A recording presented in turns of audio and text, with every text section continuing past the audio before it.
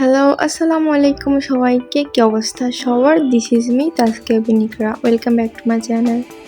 আপনারা সবাই তো কম বেশি লুচি এবং আলুর দম খেয়েছেন, কিন্তু ধনিয়া পাতা ফ্লেভারের লুচি খেয়েছেন কখনো?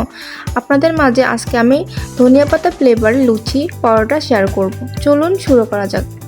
রেসিপিটা বানানোর জন্য আমরা এখানে পরিমাণ মতন আটা দিয়ে দিব। এখন দিয়ে দিচ্ছি 2 টেবিল চামচ গুঁড়ো দুধ, দিচ্ছি 1 টেবিল চামচ পরিমাণ লবণ এবং 1 টেবিল চামচ পরিমাণ চিনি দিয়ে খুব ভালো মতো উপকরণগুলোর সাথে আটা খুব ভালো মিক্স করে নিতে হবে। দেন দিয়ে দিচ্ছি এখানে ধনিয়া পাতা দিয়ে হাতের সাহায্যে খুব ভালো মতো মেখে মেখে নিতে হবে।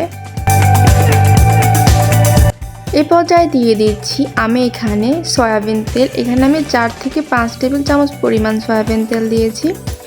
আপনারা আপনাদের আটার পরিমাণ অনুযায়ী এখানে তেল ইউজ করবেন। এখন খুব ভালো মতো হাতের সাহায্যে তেলের সাথে সব কিছু মিক্স করে নিতে হবে। দেখতে পাচ্ছেন হাতে আটাগুলো মুট করলে এমন বলের মতন শেপ চলে আসে। এ পর্যায়ে বুঝবেন তেল মাখা শেষ। এখন আমরা সামান্য পরিমাণ পানি দিয়ে একটা ময়দার ডো তৈরি করে নেব।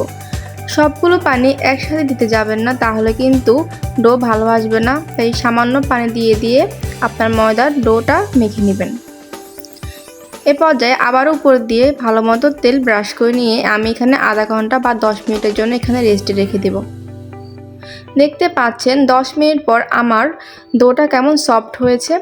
এ পর্যায়ে একটু লেচি কেটে নিয়ে আমি এখানে লুচির শেপে রুটির মতো বেলে নেব।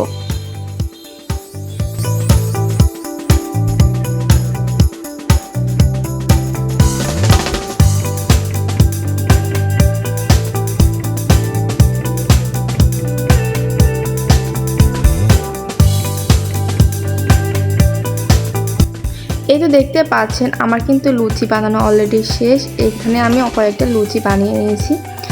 এ পর্যায়ে আমি একটি কড়াইতে তেল পরিমাণ মতন দিয়ে, অবশ্যই কিন্তু ভাসা তেলের মধ্যে এটা ভাজতে হবে। এখন একটি লুচি ছেড়ে দিয়েছি, দেখতে পাচ্ছেন খুব সুন্দরভাবে কিন্তু ফুলে উঠেছে। আমি এখানে আপনাদের আরেকটা লুচি ভেজে দেখাচ্ছি যে আমার লুচিগুলা কতটা ফুলেছে এবং কতটা পারফেক্ট হয়েছে। খেতে কিন্তু মাশাআল্লাহ অনেক বেশি মজা হয়েছে, সবাই কিন্তু খেয়ে অনেক বেশি প্রশংসা করেছে। এখন আমি আরেকটা লুচি দিয়ে আপনাদের দেখিয়ে দিচ্ছি। দেখতে পাচ্ছেন দেওয়া মাত্রই কিন্তু ফুলে উঠেছে। এই তো আমার ধনিয়া পাতার লুচি একদমই রেডি হয়ে গেছে। এখানে কিন্তু আমি আলুর দম দিয়ে ট্রাই করতেছি। আপনারা চাইলে মুরগির মাংস, গরুর মাংস এবং যে কোনো তরকারি দিয়ে এটা ট্রাই করতে পারেন, এমনকি চা দিয়েও খেতে পারেন। একদম পুরীর মতো লাগবে। ভিডিওটি যদি আপনাদের কাছে ভালো লেগে থাকে অবশ্যই আপনাদের বন্ধুদের সাথে শেয়ার করতে পারেন। ইভেন্ট আমাদের ফেসবুক পেজও কিন্তু ফলো করতে পারেন। আমাদের ইউটিউব চ্যানেল সাবস্ক্রাইব করবেন আমার নতুন নতুন ভিডিও পেতে। আসসালামু আলাইকুম, সবাই ভালো থাকবেন।